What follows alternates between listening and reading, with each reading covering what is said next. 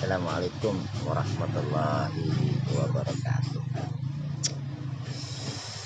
Saudara-saudariku dimanapun berada, semoga Allah Subhanahu wa Ta'ala di hari Selasa ini kita diberikan kesehatan lahir batin dan senantiasa dilindungi oleh Allah, diberikan kenyamanan, diberikan kebahagiaan. Di hidup ini kita harus saling mendoakan untuk saudara-saudara kita yang sedang sakit, semoga diberikan kesehatan, dan yang sehat semakin bersyukur nikmat juga untuk terus meningkatkan mutu dan kualitas ketakwaan kepada Allah Subhanahu wa Ta'ala. Saya akan memberikan sedikit banyaknya tip-tip bagaimana hidup ini harus di dalam sayang, harus ada keyakinan dan kemauan keras untuk merubah jadi lebih baik. Yang terutama adalah satu, bagaimana kita menumbuhkan rasa percaya diri pada diri kita, baik itu dalam segi hal pertemanan, persahabatan, persaudaraan, kekeluargaan, atau membina keluarga. Yang pertama itu kepercayaan diri. Kepercayaan diri, terus ada kemauan. Long Leja sehat selalu. Ada kemauan untuk bagaimana kita belajar, bagaimana kita merubah sifat sikap kita yang mungkin pandangan siapapun itu kurang, kita perbaiki. Dan apapun nasihat atau masukan dari orang lain, itu kita ambil hikmahnya. Jangan pernah kita punya pikiran negatif bahwa orang yang memberikan nasihat itu marah ataupun tidak suka atau yang lainnya. Sebenarnya suka dan tidak suka itu tergantung bagaimana kita menyikapi. Bisa jadi orang yang memberikan saran atau nasihat itu dengan nada yang keras, itu belum tentu dia marah. Bisa jadi karena sayang kepada kita, dan kalaupun memang itu dari unsur kebencian dan lain sebagainya, anggap aja mereka sayang sama kita agar kita merubah menjadi baik. Saya mengalami proses-proses itu, saudara-saudariku. Jadi bagaimana kita bergaul. Kadang dalam bergaul itu ya ada yang menganggapnya si A enggak benar dan sebagainya. Itu abaikan aja. Jangan diambil hati. Benar atau tidak kan rahasia Allah ya. Dan tergantung kita juga. Jadi kalau kita dengan ketulusan tadi, percaya diri, tulus, ada kemauan untuk belajar, untuk merubah, dan yang kalau kita sudah punya ketulusan, kesabaran di situ, dan keyakinan atau percaya diri, ada kemauan, insya Allah yakin akan menemukan sesuatu kebahagiaan tersendiri. Setiap manusia itu punya masalah. Tidak ada yang tidak punya masalah. Semua punya masalah. Karena kita ambil contoh aja para nabi ya. Itu masalahnya luar biasa dibandingkan dengan kita. Kita masalahnya paling seputar ekonomi, kebutuhan sehari-hari dan sebagainya. Kalau beliau-beliau untuk ibadah aja banyak halangan. Kalau kita kan untuk ibadah nggak ada halangan, ya, nggak ada huru hara, gitu. Nah, tidak ada lagi istilahnya diskriminasi dari siapapun. Kita lakukanlah itu dengan ketenangan. Dan mengenai masalah sikap kita kepada istri atau anak kita, itu sebenarnya enjoy aja. Kita pikirkan aja, selagi kita masih bujangan, pingin punya istri kan, punya pasangan atau suami. Ya setelah sekarang niatnya apa? Punya pasangan itu, apakah punya pasangan itu untuk ribut kan? Yakin tidak. Untuk cari ngorek-ngorek kesalahan dan kekurangan, yakin tidak. Kita terima apa adanya pasangan kita, dan itulah pilihan gitulah. Dan kita harus mengerti dan memahami kelebihan dan kekurangan masing-masing. Insya Allah. Saya dulu memang betul semua ngalami ya, masih muda gitu, kayaknya emosional dan sebagainya, tidak terima dan sebagainya gitu. Tapi setelah direnung-renungkan, dikaji, ngapain kita nyari kekurangan pasangan kita, akhirnya ribut, cekcok dan lain sebagainya, sehingga timbullah perpecahan gitu. Padahal kalau kita menikmati, itu adalah proses sebuah perjuangan untuk ibadah, maka tidak ada lagi itu. Yang ada kita berterima kasih kepada Allah, ya, punya pasangan yang ya lembut, yang baik hati. Tapi kan cerewet, ya cerewet itu bukan bagian istilahnya pembahasan untuk menuju baik. Biarin aja, itulah bisa jadi dari cerewetnya itu kelembutannya gitu. Hati yang terbaiknya itu sebenarnya lembut. Jadi nggak usah kita menanamkan kebencian, rasa sakit hati ataupun apa. Tanamkanlah kasih sayang. Dan memang tugas kita itu untuk melakukan itu. Jangan pernah kita melontarkan kalimat-kalimat yang tidak baik. Ya, waalaikumsalam. Ya, amin. Jadi jangan kita lontarkan kalimat-kalimat yang tidak baik kepada pasangan kita. Kalau menyadari itu, insya Allah kita saling bantu, saling bela, saling jaga. Kekurangan pasangan kita tutupi, bukan kita harus malah selalu bisanya menyalahkan, tapi tidak bagaimana berupaya memperbaiki dari kesalahan. Insya Allah sebenarnya kalau masalah proses ekonomi, iya sayang, dari mana? Dari mana? Oh, nih, nanti bentar. Ada.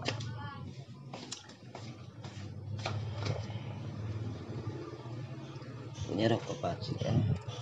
Ada. Tenang aja.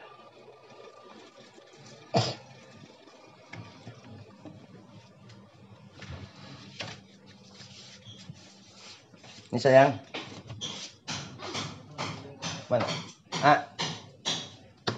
Nih, kasih ini ya. Mau kemana? Mau ini Mbak, pulang kalian bawa. Oh. Ininya ibu. Apa namanya? Blender. Oh gitu. Ya wis. Nah, bismillah ya. Iya, Mbak. Nah. Si siapa namanya? Amar. Nanti dikasih nih. Nah. Siapa lagi? Apa? Siapa lagi? Lagi apanya? Yang belum dikasih. Billy. Siapa? Billy itu siapa? Amar. Adanya Amar ya. Udah, siapa lagi udah? Udah. Iya sayang. Tuh. Jadi hidup ini kalau Abdul Habudi semangat termotivasi pagi. Iya, siap.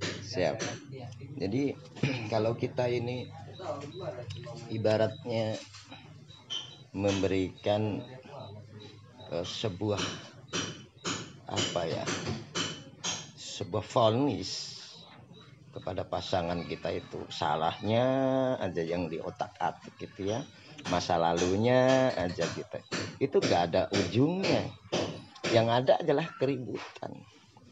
Ayolah, misalkan kekurangan pasangan kita itu kita berikan solusi. Kita kalau misalkan dalam keadaan lemah, yuk kita kasih semangat, dan jika kita ingin didekati oleh pasangan kita jangan menjauh. Kadang kita nggak sadar, kita sering menjauhi pasangan kita jarang komunikasi dengan pasangan kita gitu. Itu juga persahabatan dan sebagainya itu sebenarnya karena kitanya ini kadang-kadang menjauh gitu ya. Menjauh ya, sebenarnya menjauhnya juga tidak untuk niat menjauh, tapi ya ada bisa jadi kesibukan yang lain. Minimal komunikasi yang baik, terus jangan dengan nada yang keras. Ada saya. Oh ya. Yang kartu garansinya mana katanya? Sadamnya mau berangkat. Jadi kita juga ya sambil memberikan kasih sayang itu dengan tindakan.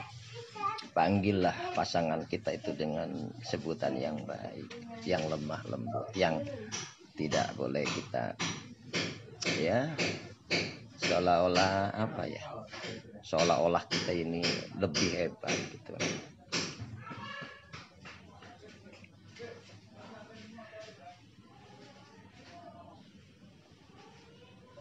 Nah, kalau misalkan masalah bab poligami, kita jangan nyalahkan siapapun ya sebenarnya. Takdir ya nggak salah. Jadi poligami itu tergantung daripada niat juga, niatnya. Dan kadang-kadang tidak diniatkan juga poligami itu bisa terjadi. Contohnya tiba-tiba ya pasangan kita itu poligami dan lain sebagainya. Dan itu harusnya kita bagaimana caranya jangan secara emosional, tapi secara yang beretika, karena itu justru bukan larangan. Tidak ada larangan di dalam poligami itu. Dan ya, waalaikumsalam. Bahkan itu perintah bila kita ada kemampuan dan kemauan untuk istilahnya dakwah dan lain sebagainya. Tapi kalau untuk sekedar nafsu, ya itu juga kita harus kita harus sikapi dengan baik gitu ya. Dan jangan kita menggampangkan ambil sunnah Rasul, kadangnya kan seperti itu. Kadang ya coba keadilan itu di mana, kemampuan itu di mana sebenarnya kan. Nah, tapi kadang-kadang dalam praktiknya itu langsung saling salah menyalahkan. Jadi poligami itu dijelaskan di situ bukan karena kurang pantasnya seorang istri terhadap kita, bukan, tapi bagaimana kita menyambung silaturahim dakwah gitu ya, memberikan istilahnya ya kasih sayang kepada yang lainnya. Itu tujuannya untuk bagaimana kita ini syiar gitu, bukan hanya kepentingan syahwat. Tapi lagi-lagi kan tidak setiap wanita itu menerima itu, tidak setiap. Dan itu harus benar-benar dari kesadaran, dari ketulusan seorang wanita itu, dan memahami tentang bab poligami. Kalau nggak mengerti ya seolah diduakan dan lain sebagainya, nah, itu ya, seolah-olah diabaikan dan sebagainya. Sehingganya akhirnya timbullah saling mengungkit. Lo saat susahnya dengan gua, setelah berhasil cari yang lain dan sebagainya. Sebenarnya kalau kita berikan penjelasan yang baik, bagaimana ya dituntun dan diarahkan untuk sesuatu yang ibadah, tentunya tidak ada masalah. Yang penting seadil-adilnya. Nah, adil di sini juga harus tahu. Contoh, istri pertama diberikan 3 juta misalkan 1 bulan. Nah, istri yang baru ya, yang 2 atau 3 itu kurang dari itu, tidak boleh lebih daripada pasangan yang tua gitu. Jadi adil itu bukan harus rata 2 juta 2 juta, bukan.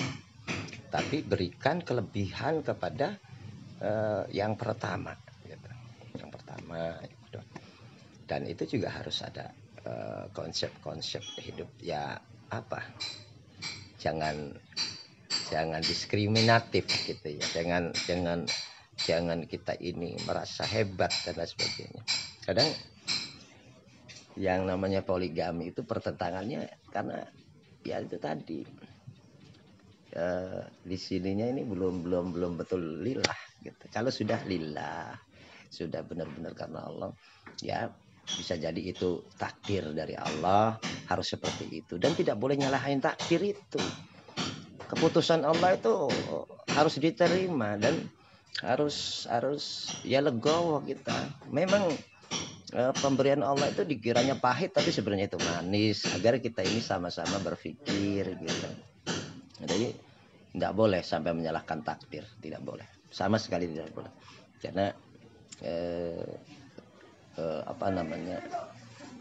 proses perjalanan hidup itu seperti itu.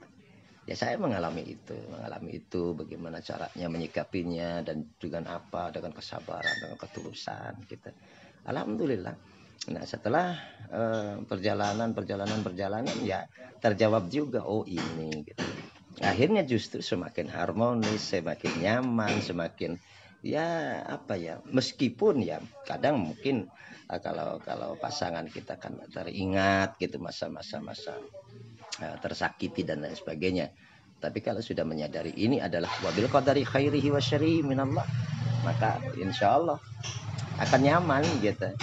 Dan nggak boleh saling menyalahkan. Ini gara-gara kamunya begini, enggak. Tidak harusnya. Insya Allah. Barakallah.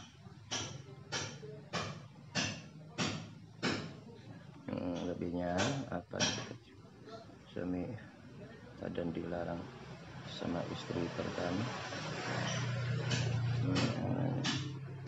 Ya, jadi sebenarnya kita istri udah dikasih lebih ya. Terus ada sisi lain kita mau ngasih ke yang kedua misalkan, dan ada dilebihi dikit juga. Terus tidak boleh sama istri pertama. Ya, kita jangan memaksakan. Bukan serakah, bukan tamak. Kita bukan memaksakan.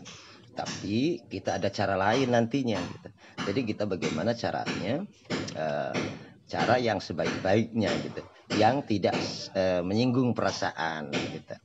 Tidak menyinggung perasaan, tidak ini. Oke lah, di dunianya kita berupaya gitu menutup-nutupi, tapi nanti di akhirat tetap diketahui bahwa kita ini ya kita mendustai diri kita sendiri gitu. Jadi kita kalau berbicara dunia ya bohong-bohong dikit boleh-boleh aja katanya gitu, tapi nanti kebohongan itu terkoak nanti di akhirat gitu. Jadi disinilah kita harus ada rasa takutnya, itu bukan dengan istri atau dengan orang, tapi dengan Allah takutnya. Karena takutnya itu berbohongnya sama Allah, bukan dengan manusia. Kalau manusia melarang ini boleh, tapi dengan cara yang ini gitu. Jadi seadil-adil mungkin itu bukan kita harus istilahnya memaksakan kehendak, tapi bagaimana caranya memberikan sesuatu yang istilahnya membuat nyaman. Ya kadang-kadang berikan kebebasan. Kadang-kadang dari kebebasan itu juga bablas. Ya kadang-kadang sisi-sisi ini juga yang harus disikapi. Jadi pasangan kita juga diingatkan bahwa kita jangan sekali-kali mendustai diri sendiri. Kita ini dipertanggungjawabkan nanti di akhirat gitu kan. Ya, nikmati aja, jalani aja, jangan ada sakit ataupun apa. Ini setiap orang yang poligami di dalam benaknya itu nggak ada terpikir untuk menyakiti sebenarnya, tapi karena untuk bagaimana caranya mengerem ya nafsu syahwat pertama, yang kedua juga ada kenikmatan berbagi gitu dan sebagainya. Tapi ya ada yang pro kontranya itu karena ya yang tidak suka poligami, yang ya nggak terima lah gitu pasangannya direbut dan sebagainya, seolah-olah direbut gitu kan, tanpa sadar itu semua kodrat Allah, ya kan, ketentuan Allah. Dan kalau menyadari bahwa itu terjadi ya tetap aja meskipun bagaimana bakal mati, dan mati juga kita sama nggak punya suami atau nggak punya pasangan kan kita sebenarnya, tapi nggak nyadari itu karena yang ada adalah emosional dan apa namanya yang digunakan adalah rasional, akal, sehingganya akal dan nafsu ini kita apa ya, kalau poligami yang sudah tidak adil itu apakah sehat? Oh tidak, kalau tidak adil itu tidak sehat, tetap tidak sehat, bagaimanapun tidak sehat, bahkan itu pertanggungjawabannya berat kalau tidak adil itu. Dan itu apa namanya akan menyakiti, sebenarnya menyakiti diri kita sendiri, menyakiti enggak menyakiti orang, sebenarnya menyakiti diri kita sendiri karena melupakan hak yang sebenarnya. Karena adil ini adalah barometer kita di depan itu, nanti di akhirat juga kita akan dipertanggungjawabkan itu keadilan ini. Jadi keadilan itu yang seadil-adilnya ini adalah yang berpatokan bukan dengan nafsu tapi dengan apa namanya hati yang tulus gitu. Jadi tidak boleh istilahnya adil itu dipaksakan dan sebagainya, tidak ada. Jadi keadilan itu nggak dipaksakan, dan harus apa namanya poligaminya yang sakit atau si fulannya yang nggak waras. Iya betul. Jadi poligaminya juga itu adalah melenceng gitu ya, poligaminya cara salah gitu kalau nggak adil itu. Dan juga poligaminya karena nafsu biasanya yang seperti itu kalau yang tidak adil gitu. Ya bertopengkan agama gitu, bertopengkan sunnah rasul, tapi sebenarnya ya itu sehat nggak sehat, akalnya dibilang sehat nggak sehat gitu, hatinya dibilang sehat nggak sehat gitu. Jadi sah-sah aja sebenarnya poligami, tapi yang terpenting tadi itu adil gitu kan, dan ya lurus untuk apa namanya menjalani yang terbaik. Tapi kalau misalkan makanya kan di situ kalau tidak mampu adil jangan gitu. Nah itu kan larangan keras itu sebenarnya. Boleh tapi dilarang kalau tidak mampu adil gitu. Jadi ya pupuk aja keluarga yang baik gitu kan sebenarnya gitu. Ya kalau misalkan kitanya ini bukan untuk dakwah mah juga ngapain gitu loh, poligami juga membanyak-banyakin istri, nanti pas sudah apa namanya ini apa pasangan terus akhirnya kita ya karena setiap manusia itu ya akan mati, ya kita mati, kita meninggalkan anak-anak yang dimana apa namanya meninggalkan yatim-yatim yang begitu banyak gitu, yang belum tentu itu dipedulikan oleh kita gitu. Jadi kita harus bagaimana caranya kita harus memulainya itu seperti apa yang diajarkan oleh Rasul. Kalau Rasulullah kan menikah istrinya banyak dan sebagainya kan bukan karena nafsu atau bagaimana pertimbangannya, oh ini adalah suaminya korban perang segala macam ya dijadikan istri segala macam. Jadi untuk di apa namanya disayangi, untuk diangkat juga ininya derajatnya gitu lah. Jadi kalau kita tujuannya itu sudah karena Allah, insya Allah bahagia gitu. Dan yakin satu sama lain terima gitu. Tapi kalau untuk ukuran ngurus satu aja masih susah, ya ngapain banyak-banyak gitu aja. Iya. Jadi siap. Insya Allah pokoknya jalani dengan baik kehidupan ini, dan jangan pernah menyalahkan siapapun. Cukup kita tahu bahwa oh ini ada yang salah gitu kan, oh ini ada yang ini, tapi kita perbaiki dengan baik insya Allah. Jadi kita nggak usah ini, dan harus legowo menerima kekurangan dan kelebihan pasangan biasa. Insya Allah hadapi dengan baik, yakin hakul yakin.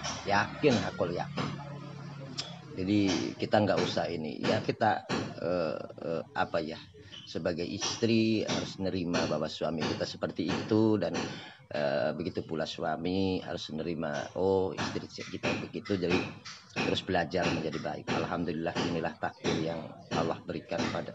Iya, betul, betul.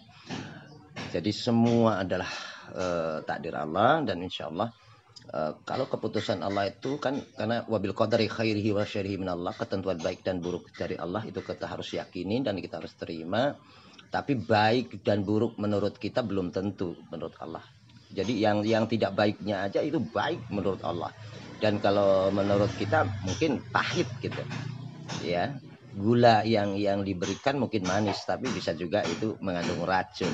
Tapi misalkan garam di lautan meski itu asin, tapi kalau misalkan itu untuk obat bisa terasa manis, insya Allah. Jadi kepahitan dan kemanisan itu kalau misalkan kita syukuri, kita jalani, yakin akan menemukan sesuatu yang membahagiakan gitu. Ya, jadi berkah untuk semuanya.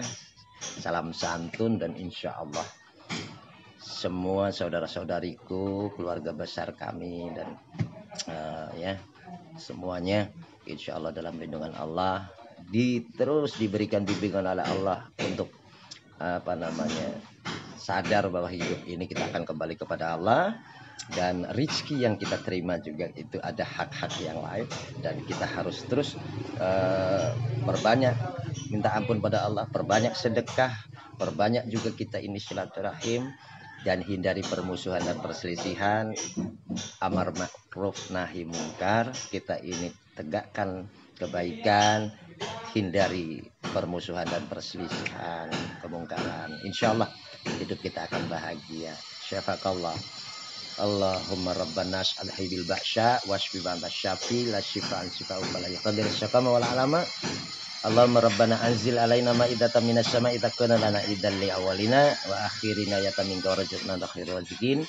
Allahumma qfina bihalalika an haramika wa qnina bi fadlika man siwak.